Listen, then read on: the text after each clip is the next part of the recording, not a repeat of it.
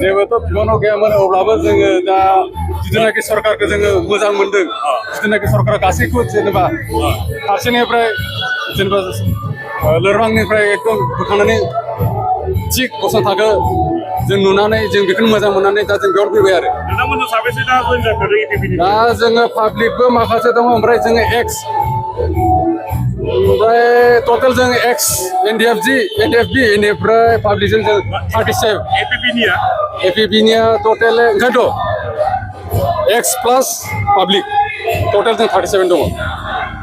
एपिपिखौ सरकार दानो बायदि नोंथाङा ओहो दा जिबायदि नुहुरबाय गावजों गाव बेखौ जों फिउचारखौ बुंहरनो हाला।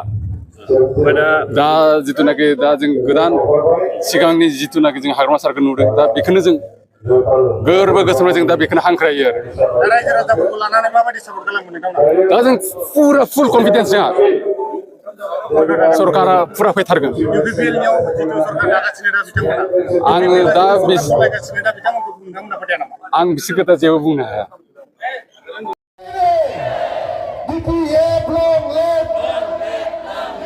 आयै खमथार माथो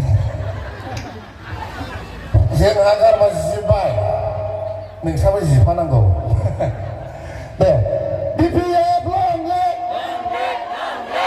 हाग्रामा महिलारि वेलकाम